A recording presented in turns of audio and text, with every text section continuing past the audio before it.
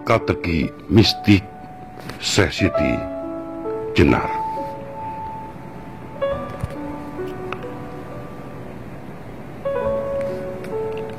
Bukan mistik kejawen sesat. Setuju atau tidak, kehadiran mistik Syekh Siti Jenar telah mewarnai kehidupan mistik kejawen. Mistik ini memang unik dan banyak menimbulkan kontroversi. Terlebih lagi ketika Syekh Siti Jenar berbicara tentang Tuhan dan kematian. Mungkin dapat mengundang kebencian, namun sebagai sebuah wacana kultur mistik kejawen, hal ini pun patut diketahui. Ada yang berpendapat bahwa ajaran termasuk golongan keras, bukan lembut dan sejuk. Dia lebih banyak menyampaikan mistik tajam, bukan lembut. Berbicara tentang Syekh Siti Jenar dalam konteks mistik memang sering diperdebatkan. Setidaknya banyak pihak selalu meneror bahwa dia penganut ajaran sesat. Dia menyimpang dari petuah wali. Sementara itu ada juga yang masih angkat topi terhadap paham mistik dia. Paling tidak yang setuju ini akan berkilah bahwa Syekh Siti Jenar bukan penganut mistik yang sesat. Jika ada yang mengatakan demikian, berarti pemahaman mistiknya masih sepotong-sepotong. Memang belakangan sempat muncul dua versi kematian Syekh Siti Jenar yang mengimplementasikan dia berada di pihak yang salah atau benar. Pertama, di kalangan pesantren selalu ditekankan bahwa kematian Syekh Siti Jenar dihukum pancu. Alasannya hukuman adalah ajaran dia yang dianggap menyesatkan masyarakat. Kedua, seperti yang pernah dikisahkan Abdul Munir Mulkan dalam bukunya Ajaran dan Jalan Kematian Syekh Siti Jenar 2002 dan Ahmad Kojin dalam bukunya Syekh Siti Jenar Makna Kematian tahun 2002. Dia mati karena memilih kematiannya sendiri. Proses semacam itu senada pula dengan kematian pujangga besar Jawa Raden Ronggowarsito. Di satu pihak ada yang mengisahkan dia mati terbunuh, dan di lain pihak dia mati karena memilih jalan kematiannya. Bagi pemerhati mistik kejawen, yang penting bukan pada masalah ajaran Syekh Siti Jenar sesat atau tidak, melainkan perlu dipahami mengapa Syekh Siti Jenar memandang dunia sebagai alam kematian. Sedangkan para wali Songo tidak demikian halnya. Inilah tesis mistis Syekh Siti Jenar yang luar biasa di zamannya. Karena dia juga telah jenius memikirkan hidup sebagai hakikat, dia super cerdas dan lebih berpikir tasawuf atau mistis ketimbang berpikir yang lugas. Mari kita renungkan ajarannya tentang hidup dan kehidupan secara mistis. Dia berpendapat bahwa hidup yang selalu sedih, sengsara, kebingungan, dan sejenisnya adalah penjara. Itu bukan hidup di alam kehidupan, melainkan hidup di alam kematian. Manusia yang demikian sedang terpuruk dalam kematian hidup. Manusia yang terdegradasi, nilai yang curang, yang keras, yang korup, dan sebagainya adalah manusia yang telah mati menurut Syekh Siti Jenar. Jika demikian berarti dunia ini telah dipenuhi berjuta-juta mayat yang kotor, bangkai yang amis, dan struktur kehidupan yang mati tak karuan pula. Tak sedikit mayat yang kejar-kejaran mengais rejeki yang haram. Tak sedikit pula mayat yang berebut kedudukan. Apakah asumsi mistis semacam ini sesat? Dia berpendapat bahwa di era kematian ini manusia terikat oleh panca indera. Kondisi ini bukan eksistensi yang sesungguhnya. Hidup nyata baru akan ditemukan setelah mati. Di sana keadaan terang benderang dan semua hal yang mengandung kebaruan. Manusia tak lagi harus didampingi siapa-siapa. Manusia akan hidup mandiri. Syekh Siti Jenar berpandangan bahwa hidup setelah mati lebih indah dan lebih segalanya. Karena itu dia rindu kematian. Dia sangat rindu terhadap alam real ketika dia belum jatuh ke kematian. Dia ingin kembali ke dalam keadaan suci atau semula ketika belum kotor.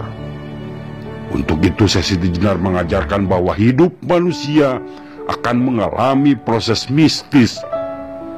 Ajaran dia tersimpul ke dalam 5 pokok wejangan, yaitu pertama, ajaran asal-usul kehidupan atau Sangkan Paraning Dumadi. Kedua, ajaran tentang pintu kehidupan. Ketiga, ajaran tentang tempat manusia esok hari yang kekal dan abadi. Keempat, ajaran alam kematian yang sedang dijalani manusia sekarang. Kelima, ajaran tentang yang maha luhur yang menjadikan bumi dan angkasa.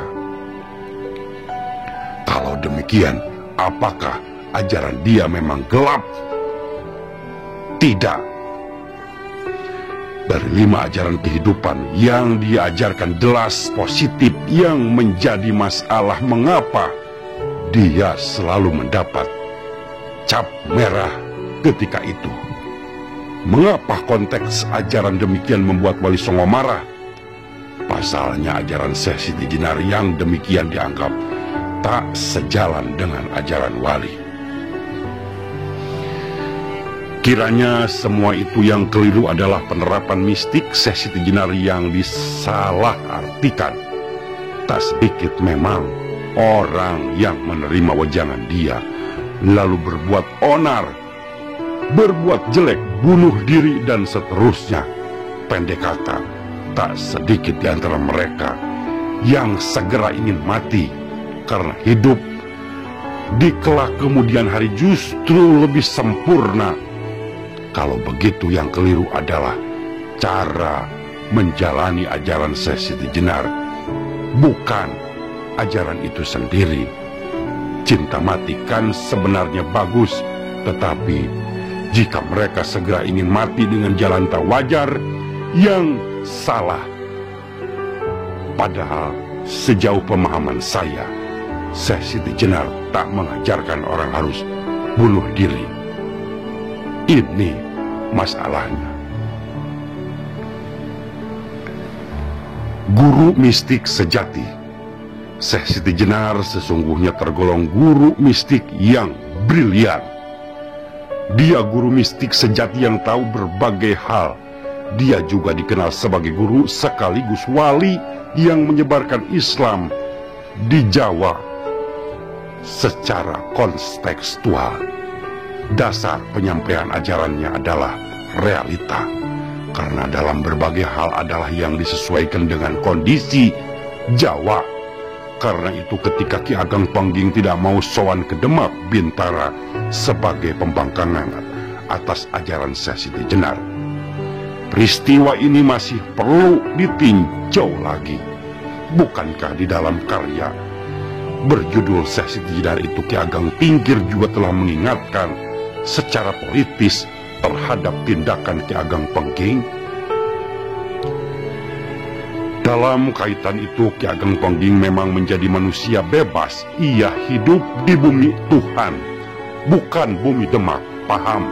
Semacam ini kalau dipahami secara politis tentu akan keliru.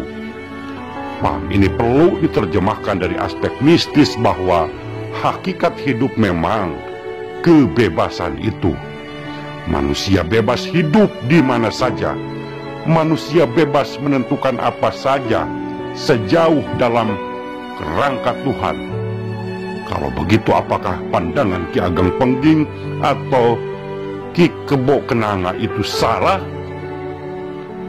Tentu yang semula tergores mistis dalam syair Semut Ireng lalu ada baris berbunyi, kebo bongkang nyabrang kali Bengawan. Artinya kerbau besar, yaitu Kebo Kenangan yang menyeberang ke sebelah barat Majapahit. Sebenarnya mulia, dia pernah lari dari Majapahit karena tak mau mengikuti ajaran yang disampaikan Sabdo Palon dan Naya Genggong. Itulah sebabnya dengan mengikuti paham Syekh Siti Jenar, Ki Kebo Kenanga tidak tahu menghadapi resiko hidup. Hidup bagi dia adalah pilihan.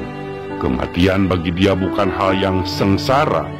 Andai kata harus menerima hukuman mati, bahkan menurut dia takdir baginya sulit ditunda. Bagi dia yang selalu dikendalikan Yang Maha Kuasa, biarpun utusan Demak datang, dia tidak takut menghadapi bahaya karena disitulah dia berjuang untuk hidup. Dalam perjuangan ini, jika selesai tugas, kejiwaannya akan segera kembali ke alam aning anung, yaitu alam bahagia, tentram abadi. Yang menarik lagi dari pandangan dia adalah persoalan belajar atau berbudaya. Jika hewan berdasarkan insting, manusia Jawa mengikuti guru. Dalam pandangan Islam Jawa, setidaknya ada 4 macam guru. Yang pertama, guru wujud, yaitu seorang guru biasa seperti guru di sekolah, guru mengaji dan sebagainya. Yang kedua, guru pituduh, yaitu guru yang bertugas memberikan petunjuk kepada murid-muridnya. Yang ketiga, guru sejati, yaitu guru yang memahami hakikat hidup. Guru ini akan mengajarkan bagaimana menempuh jalan kematian, kesempurnaan, kelepasan. Keempat, guru purwa, yaitu guru yang tertinggi. Ia ibarat manifestasi Tuhan. Dia mengetahui kodrat dan irodatnya. Tampaknya Syekh Siti Jenar meletakkan dirinya pada guru sejati dan guru purwa. Hal ini tampak pada pembahasan tentang kematian dia. Masalah proses dan makna kematian digambarkan dalam aspek psikologi Islam Jawa. Proses kematian dan maknanya ditinjau dari aspek kehidupan, kejiwaan, psikologi Jawa. Manusia harus melepaskan nafs atau napas. Napas adalah batin atau rasa yang keluar masuk dalam raga. Nafs terdiri dari 7 tataran kejiwaan, yaitu jiwa al-amarah, jiwa lawamah, jiwa mulhamah, jiwa mutmainah, jiwa spiritual, jiwa lubiah atau kosmik, dan jiwa rasa atau nirwana. Jiwa al-amarah yang berfungsi mengoperasikan organ tubuh, tak sekedar membuat orang marah. Jiwa lawamah yaitu jiwa yang letaknya lebih dalam lagi, lebih halus, yang ketika orang tidur akan menciptakan mimpi yang menembus ruang dan waktu. Jiwa mulhamah yaitu batin manusia yang menyebabkan mereka dapat menerima petunjuk Tuhan. Jiwa mutmainah yaitu batin manusia yang tenang. Jika ini diaktifkan, manusia Jawa akan mampu melihat apa yang disebut clairvoyance, yaitu objek atau peristiwa di luar fisik atau metafisik. Namun jiwa ini masih bersifat semu. Misalkan kenikmatan seksual, misalkan suami impoten atau istri pigrit, nyatanya tak diperoleh kenikmatan, berarti masih lahiriah atau batin semu. Jiwa spiritual yaitu batin manusia yang mampu melakukan kontak dengan alam gaib. Dalam masyarakat Jawa, tradisi semacam ini dinamakan alam supena atau alam mimpi yang mempengaruhi jiwa manusia, mampu menerawang terhadap kejadian mendatang. Batin ini ke arah futuristik atau jangka atau ramalan. Orang Jawa menyebut ngerti sadurunge winarah, artinya mengetahui apa yang bakal terjadi. Misalkan lagi gerak pikiran atau batin, merasa nikmat secara otomatis ketika kita harus menganggukkan kepala, menyembah, melambaikan tangan pada saat berhubungan dengan orang lain adalah wacana batin spiritual. Jiwa nubiah atau kosmik ini telah meninggalkan alam pikiran, masuk ke alam intuisi. Kehidupan tak dapat melalui kesadaran panca indera. Misalkan saja ketika orang berzikir ataupun meditasi, mereka merasa hilang. Yang ada hanyalah halusinasi dan ilusi. Dari sini orang yang akan menerima wisik. Jiwa rasa atau nirwana, yaitu keadaan nafs yang melukiskan bahwa alam ini adalah alam langit, alam murni penuh ketiadaan atau sunyaruri. Begitulah esensi apa yang disampaikan oleh Syekh Siti Jenar yang kadang-kadang merasakan ketiadaan Tuhan, dan yang ada adalah ingsun, aku. Tapi pada baik lain dia juga mengaku adanya Tuhan. Misalkan kutipan berikut, Syekh Lemah Bang Darmastuteng Karsa Sumarah In Hyang Dawuhe. Kata Hyang yang merupakan bukti sinkretisme dengan ajaran Hindu sebenarnya juga menunjukkan bahwa dia percaya kepada Tuhan. Ia pasrah total kepada Tuhan. Pada suatu saat ia memang meremehkan Sarengat, dan para bait lain juga menganggap Sarengat itu penting, dan seterusnya. Tegasnya ajaran Syekh Siti Jenar masih merupakan teka-teki. Kemungkinan adanya rekayasa kultural dan politisasi ajaran juga sangat mungkin. Maka pemahaman menyeluruh ajaran Syekh Siti Jenar memang perlu guna menyelami hakikat Islam Jawa. Tampaknya bagi dia ajaran memang diramu dengan mistik kejawen. Jika ajaran ini dipahami sepenggal, maka orang awam akan menyatakan dia musyrik, sesat.